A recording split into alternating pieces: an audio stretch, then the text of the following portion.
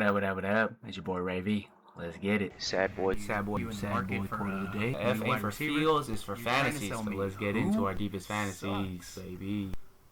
I'll give you a third for him though. Comment section. Daniel questions: do you think if I trade 2 tight ends I can get a second rounder? Seems like this guy's in the same league as that bot NPC bum in the work on your team video from Wednesday. Shoot, this guy looks like he'll accept anything. But on a more serious note, it just depends what tight ends. Suckercraft could start the year off slow, or maybe even the pup list if they slow roll him. This this nice fella, could totally need some help in the tight end spot to start the season at least. Jero Bauer disagrees. Yeah, I'm not feeling this take, especially in 0.5 plus tight end premium. The positional advantage is pretty huge, and they finally got a QB upgrade, one without major rushing upside, which will enable Bowers to keep getting spam targets near the line of scrimmage without adding real target competition. I might be on board if Bowers' prospect profile wasn't elite, but he slotted in and dominated ASAP, so you know what you have here. Hey man, it wouldn't be a spicy sales vid if everyone agreed. Totally see your POV. However, just to argue points for the sake of arguing, I would say the improvement to the Raiders team in general actually hurts Bowers more than it helps. The O-line is better, and Genty should be able to actually run the ball without getting hit behind the line of scrimmage. Being able to run the ball efficiently should raise the rushing play snaps while effectively dropping the passing play snaps. If Genty ascends, then maybe they want to run the offense through him instead of Bowers. Clint Kubiak does love rushing. Not saying it's likely, but is it possible? Definitely. With a better O-line and run game, in theory, there shouldn't be as many check down, safety net, dump off type throws to Bowers anymore. Scheme plays will still be there, but in PPR and especially tight end premium, he thrived because the line couldn't hold and he had the trust of whatever quarterback was back there to just give him free catches. If Mendoza gets in there sometime this season, I'm not sure they'll gel automatically. It'll take some time for them to get on the same level as well. And Mendoza is actually good, so he would actually work his progressions rather than spam a trusted target. It reminds me of George Kittle as the overall tight end 1, tight end 2 days. Was really good when the Niners didn't have a quarterback or much weapons because he got spammed with everything. As soon as they got more weapons, a QB, and the team improved, his tight end 1 overall upside disappeared. Mark Andrews as well. When Lamar Jackson started to get more comfortable and the offense improved, he stopped using Andrews as the safety blanket focal point. Bowers has the more elite collegiate profile for sure, and the Raiders should run the offense through him, but to say that there's a non-zero chance is not it. Also, I would never just trade him to get him off my team, only premium pay. If someone wants to give me Loveland 27 first and a 28 first, is it really that crazy to at least think about diversifying your assets to reduce risk? I love to yap, y'all. So if you leave a comment like this, I will most certainly break down my thought process as well as I can and just yap for days. It was fun making the gears in my brain turn to respond to this comment. Shout out Jero. We are going to do a dark horse candidates to finish at the top of their positions video today. It's Friday, y'all. Let's have some fun. In fantasy football, a dark horse candidate is a player who has a realistic path to finishing at or near the top of his position, but is not among the consensus favorites, and would surprise most fantasy managers if it actually happened. The keyword is realistic. A dark horse is not some random long shot. A dark horse is not a backup running back who needs 3 injuries ahead of him, a quarterback being drafted as QB28 who has never shown fantasy relevance, a tight end with no clear role. Nah, those are lottery tickets. A dark horse is also not Josh Allen for QB1, Bijan Robinson for RB1, Jamar Chase for wide receiver 1, Brock Bowers for tight end 1. Those are favorites. A true dark horse is someone being drafted around QB8 to QB15, RB8 to RB20, wide receiver 10 to wide receiver 25, tight end 4 to tight end 10 who could all finish number 1 in their positions. I'll try to make them spicy too, but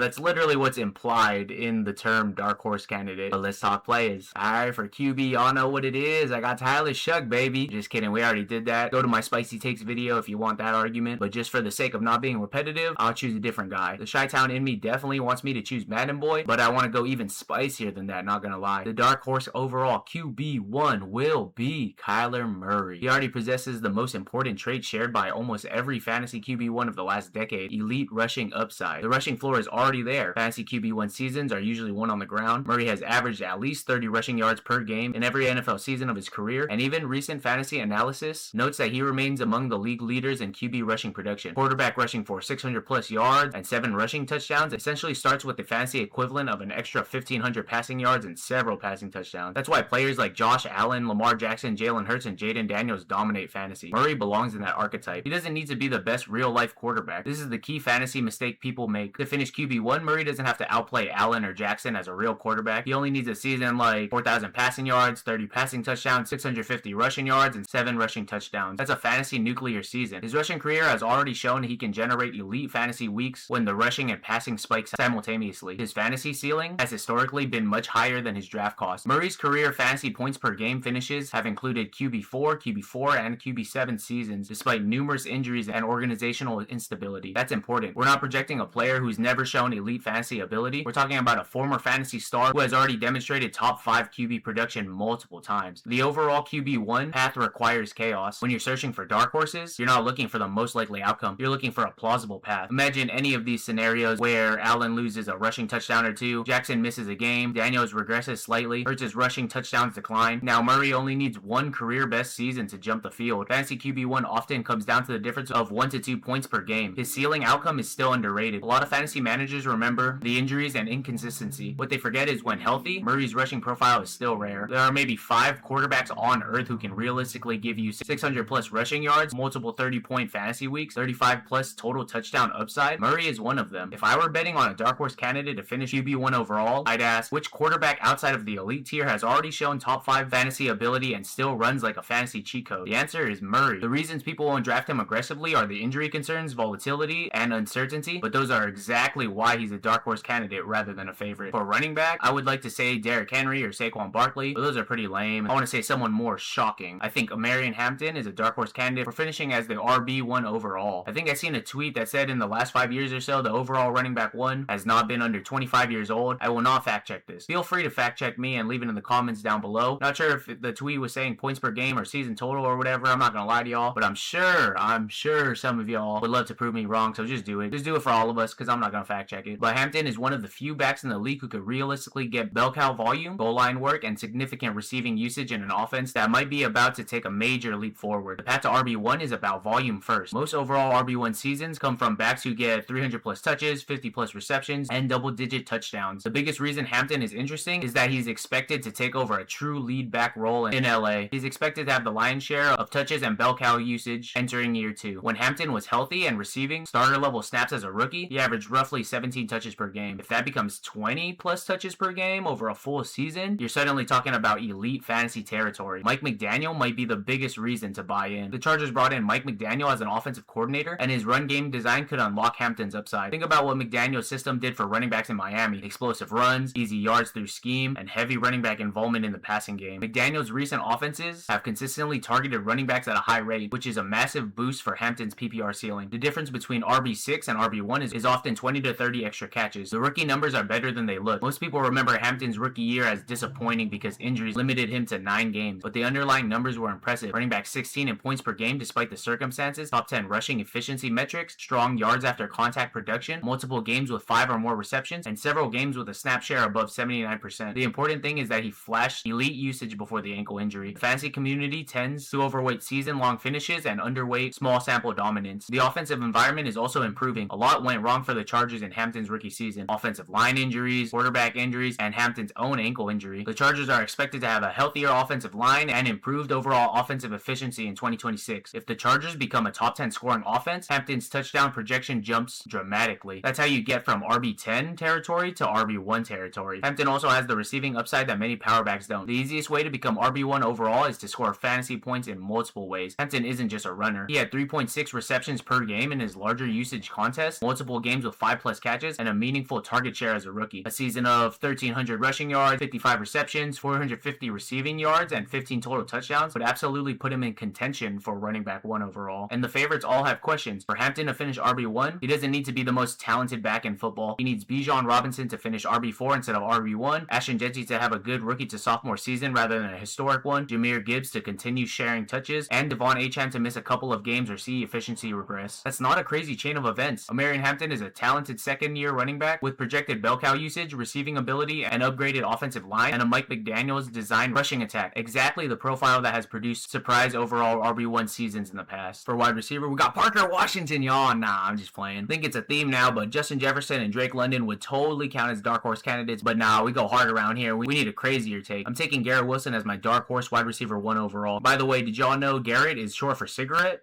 Go figure. Wilson has already proven he can command elite target volume despite playing with below average quarterback situations for most of his career. The leap from wide receiver 10 to wide receiver 1 isn't usually about talent. It's about volume, efficiency, and touchdowns all peaking in the same season. The target share profile is already wide receiver 1 caliber. Before his injury shortened 2025 season, Wilson was commanding a 30% target share, one of the elite marks in the NFL. He looked headed for another monster volume season before getting hurt. For context, most overall wide receiver 1 seasons come from players who dominate in the passing game. Think Jamar Chase, Puka Nacua, Justin Jefferson, CeeDee Lamb. Wilson has already checked those boxes. You don't become wide receiver 1 without being the unquestioned focal point of your offense. He's never had ideal quarterback play. This is what makes Wilson so intriguing. His career production has largely come while dealing with unstable quarterback situations, yet he still produced 100 plus catches in 2024, 1100 plus receiving yards, a top 10 fantasy finish, and multiple seasons with elite target volume. The fantasy community often treats Wilson as if we've already seen his ceiling. There's a good argument that we've never actually seen it yet. Geno Smith might be a bigger upgrade than people realize. Nobody's confusing Geno Smith with Joe Burrow, but fantasy doesn't require that. Geno Smith helped produce a massive season for Jackson Smith and Jigba, and Wilson should still be the clear centerpiece of the Jets' passing attack entering 2026. If Geno simply provides competent accuracy, better deep ball efficiency, and more red zone opportunities, Wilson's efficiency could jump without any increase in volume. That's how elite fantasy seasons happen. The wide receiver 1 path is easier than people think. Most fantasy managers imagine the wide receiver 1 has to post 1900 yards and 18 touchdowns. Not necessarily. Recent wide receiver 1 seasons have often been driven by overwhelming volume and efficiency rather than ridiculous touchdown totals. Recent wide receiver 1 finishes have come from players combining elite target shares with elite efficiency. Wilson could realistically finish wide receiver 1 with something like 115 receptions, 1500 yards, and 10 touchdowns. That's not an impossible projection. It's basically a career best version of what he's already shown. The talent has never been the question. Among NFL players, Wilson is one of the best route runners and separators in football. The reason fantasy managers get frustrated is that the production hasn't always matched the talent. That's exactly the type of player who becomes a dark horse wide receiver 1. Nobody needs convincing that Chase or Jefferson are talented enough. The market already prices that in. Wilson's price still reflects uncertainty. The favorites have vulnerabilities. For Wilson to finish wide receiver 1, he doesn't need to outperform every elite receiver at their absolute best. He needs Jamar Chase to finish wide receiver 4 instead of wide receiver 1, Puka Nacua to regress slightly from last year's wide receiver 1 season, Justin Jefferson to lose a little touchdown variance, and CeeDee Lamb to have a merely great season instead of an elite one. That's all pretty plausible. Garrett Wilson already has the target share profile of an overall wide receiver 1, and if he finally pairs that volume with above average quarterback play and normal touchdown luck, he has a legitimate path to leading all wide receivers in fantasy scoring. And for tight end, I got Sam Laporta. Kinda lame. Yes, I could have done like Dalton Kincaid, but I just hate that guy. No real reason why. I do have him in a league, so that's probably why. But Drew Petzig came over from Arizona, so basically Laporta is the new Trey McBride for real. But we've already seen Sam Laporta do it. Laporta finished as the overall tight end 1 as a rookie, and the underlying efficiency metrics suggest he hasn't gotten worse. He's mostly been battling injuries and reduced volume. The tight end 1 ceiling isn't theoretical. Unlike most dark horse candidates, Laporta doesn't require you to imagine a breakout. He already posted one of the best rookie tight end seasons ever. 86 catches, 889 yards, 10 touchdowns, and a tight end 1 overall finish. The question isn't can he be tight end 1? The question is can he get back there? The efficiency says the talent is still elite. Many fantasy managers look at the declining fantasy finishes and assume Laporta has regressed. The advanced metrics say otherwise. Laporta set career highs in catch rate, 81.6%, yards per target, and yards per route run during 2025 before his season-ending back injury. That's a huge signal. Players who are declining don't usually become more efficient. The production drop appears to be more about opportunity and health than ability. And like I said, Drew Petzig, man, he might be the biggest reason to buy because Petzig helped turn Trey McBride into arguably the most dominant fantasy tight end in football. Laporta should see a significant target increase in this Petzig system. The entire tight end 1 argument basically comes down to this. What if Petzig treats Laporta the way Arizona treats McBride? Like I said, the next Trey McBride, y'all. The next Trey McBride. That is a joke. Please take it as a joke. Laporta doesn't need Brock Bowers level volume. People compare Laporta to Brock Bowers and assume he can't compete. But tight end scoring is volatile because touchdowns matter so much. Laporta already showed as a rookie he could score double-digit touchdowns. A realistic tight end 1 season might be 85 receptions, 950 yards, and 11 touchdowns. That's absolutely within his historical range. Detroit's offense creates elite touchdown opportunities. Not every tight end gets to play in a top-tier offense. Laporta gets a high-scoring offense, a quality quarterback in Jared Goff, consistent red zone trips, and defensive attention pulled toward Amon-Ra St. Brown and Jahmyr Gibbs. That's the environment where tight ends spike touchdown seasons, and touchdown spikes are often what decide the tight end 1 race. The market is forgetting how good he was. One thing that's interesting in the fantasy community is that many managers have moved on to Bowers, McBride, Colston Loveland, Tyler Warren. Meanwhile, Laporta was still on pace for another top-tier tight end season before the injury and may now be undervalued compared to the newer hype names. That's exactly what you want in a dark horse candidate. You don't want the obvious pick. You want the player whose ceiling people have stopped talking about. Sam Laporta is a former tight end 1 overall whose efficiency remains elite, who now gets a tight end friendly offensive coordinator, plays in one of the NFL's best offenses, and still has proven double-digit touchdown upside. Hope you guys liked the fun video we had today. I did throw some analysis in there and reasoning to satisfy your fantasy football itch. Hit Vegas and ride with me, or trade for these guys, and let's roll, y'all. But never forget your daily dose of send that trade. Send it.